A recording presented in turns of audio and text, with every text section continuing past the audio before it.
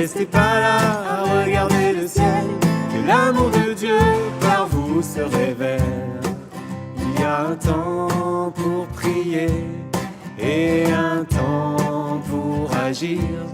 Si vous voulez mieux comprendre votre Église et si vous voulez participer à son édification, à sa construction, à son avenir, eh bien écoutez, engagez-vous. Là, dans les années à venir, il y aura beaucoup de renouvellement dans les différents conseils presbytérales. Et d'un côté, je vois ça comme une inquiétude, parce qu'il y a peu de gens, à ma connaissance, qui souhaitent s'investir au sein d'un synode, d'un CP. Mais d'un autre côté, je vois ça comme une vraie richesse, parce que ça permet de, entre guillemets, rabattre un peu les cartes, avoir de nouvelles personnes, de nouvelles idées, et peut-être faire évoluer un petit peu notre Église, nos paroisses. Donc, je suis assez satisfait quand même qu'il y ait cette limite qui intervienne, je crois que c'est en 2024. À ma grande surprise, j'ai été appelé pour faire partie de ce conseil. Lorsque je suis arrivé, j'ai été immédiatement happé dans les différentes tâches d'un conseiller presbytéral.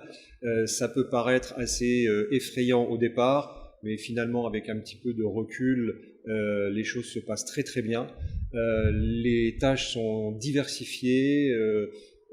On se sent en fait une petite fourmi qui fait partie du peuple de Dieu et qui avance pour faire fonctionner un grand bateau qui est le peuple chrétien et l'Église. Alors certes, il y a parfois des difficultés, certes, il y a parfois des désaccords, mais globalement, en faisant preuve d'écoute, en faisant preuve de bienveillance, on arrive à faire avancer beaucoup de projets et on arrive ainsi à faire bouger notre Église. J'ai un ami qui était au conseil, qui a dû partir pour ses études, et j'ai été dans un premier temps coopté comme représentant des jeunes pour la paroisse. Suite à ça, j'ai été élu au conseil presbytéral comme représentant des jeunes.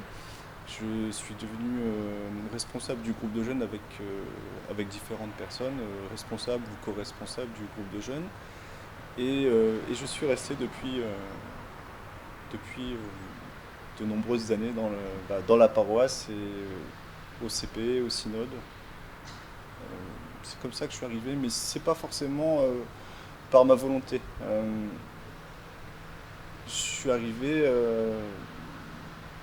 c'est pas moi qui ai dit un jour, tiens, je vais devenir conseiller. Je suis arrivé pour représenter le groupe de jeunes comme ça. Et c'est un petit peu à la suite de ça, un petit peu au fur et à mesure que, entouré de différents pasteurs, différents conseillers, j'ai eu envie de rester. C'est faire partie d'un groupe, d'une famille, je dirais presque, et puis de vivre ma foi et de faire partie de ma communauté et de représenter mon village et les alentours. Je me suis beaucoup investie dans le conseil presbytéral au niveau de la diaconie, au niveau des repas, au niveau de la vie de la paroisse. Et je voudrais continuer parce que je me sens en forme et puis que je peux encore le faire. Quand j'avais 12-13 ans, j'ai commencé à aider à l'école biblique la monitrice. J'ai continué après avec le club de jeunes de la paroisse à l'époque, des camps, etc. Toute l'entrée par l'entrée jeunesse. C'est là que j'ai rencontré mon mari, on a confirmé ensemble. Voilà. Donc le cheminement pour moi, il était déjà ancré dans ma vie personnelle à ce moment-là. J'ai déménagé, changé de paroisse et dans la paroisse où je suis arrivée, je suis allée proposer mes services pour animer à l'époque un centre de loisirs qui ne s'appelait pas comme ça mais qui était un centre de loisirs pour les enfants. Je suis animatrice de métier et puis de fil en aiguille, j'ai participé justement à l'école biblique, à la mise en place d'un groupe de la CIMAD sur notre paroisse à une époque, des tas de petits engagements, des coups de main pour des repas, les compétences sont multiples quand on veut rentrer dans un conseil. On a besoin des talents de chacun et puis personne n'est inutile. C'est le message moi, que je transmets aux futurs conseillers, oser, parce que tout le monde a quelque chose à apporter au collectif de l'Église et c'est ensemble qu'on va pouvoir faire cette Église de demain et la faire avancer, évoluer et pas aller chercher que sur une compétence précise, parce qu'on révèle dans des compétences qu'on n'avait pas. J'avais à cœur vraiment d'être utile, voilà, d'où mon engagement. d'être utile parce qu'une paroisse, ça ne vit pas sans membres. Pour moi, c'est très important que le conseil ne vive pas en vase clos et sache solliciter des gens, faire des opérations où on ose demander aux autres un coup de main, et ça, c'est important. Quelques années après le début de ma retraite, d'entrer au conseil presbytéral parce qu'il manquait une personne. J'étais pas très chaude, mais finalement, je me suis prise au jeu avec beaucoup de joie. Et je suis devenue présidente de ce conseil presbytéral. Ce que je peux dire pour donner envie aux futurs conseillers de s'engager, c'est si vous voulez mieux comprendre votre Église et si vous voulez participer à son édification, à sa construction, à son avenir, eh bien, écoutez, engagez-vous. Alors certes, il y a des moments un petit peu formels où on est amené à résoudre ou en tout cas traiter des problèmes liés à la paroisse, mais on est aussi amené à avoir des temps d'échange. On est aussi amené à faire des retraites de conseillers presbytéraux, on est amené à prier, on est amené à chanter. Et il y a également des bons moments de rigolade ou des bons moments d'échange qui nous permettent de mieux se connaître et de parfois lier des amitiés entre deux personnes. En tant que membre d'un conseil presbytéral, je n'ai pas un souvenir en particulier, mais j'en ai plusieurs. Ce que je retiens surtout, c'est cette collégialité, c'est ce travail en équipe autour d'une même ou de plusieurs convictions d'un projet.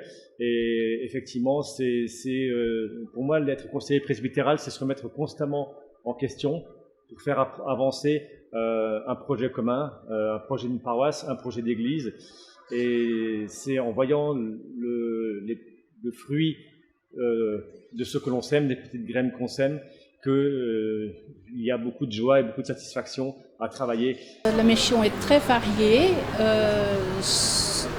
En première, c'est quand même partager l'évangile.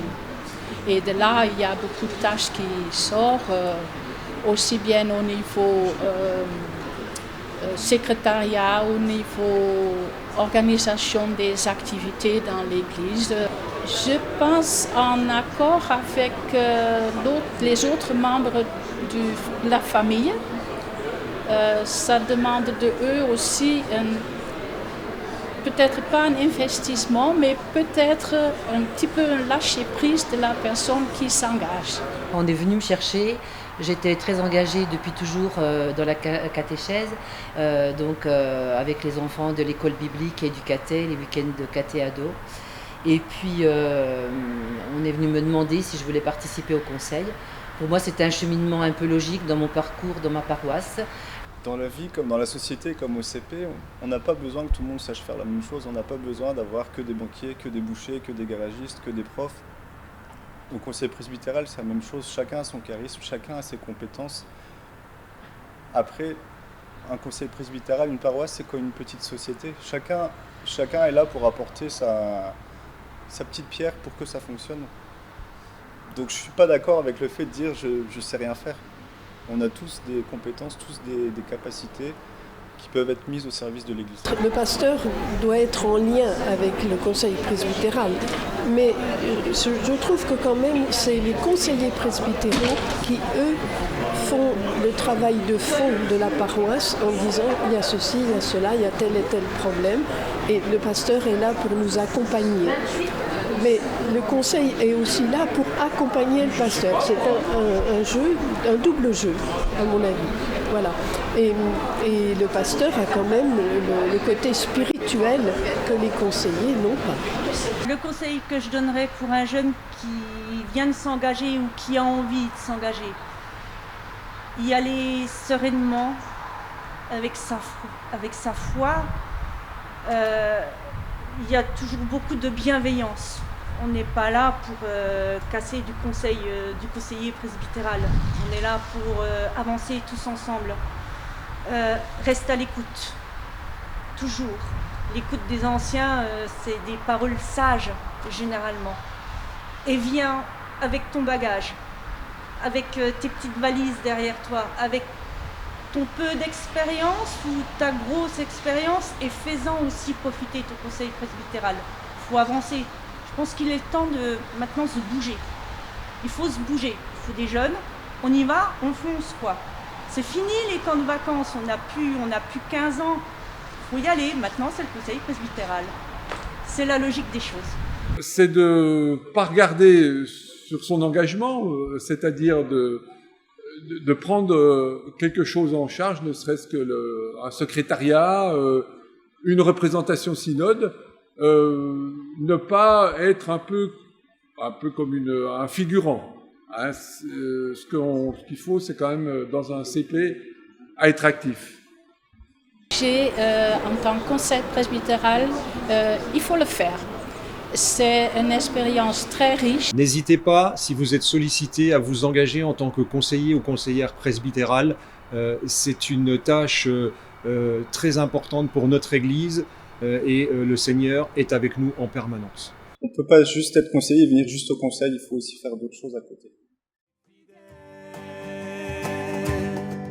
Ne restez pas là à regarder le ciel, que l'amour de Dieu par vous se révèle. Ne restez pas là à regarder le ciel, que l'amour de Dieu par vous se révèle. Ne restez pas là à regarder le ciel, que l'amour de Dieu par vous se révèle.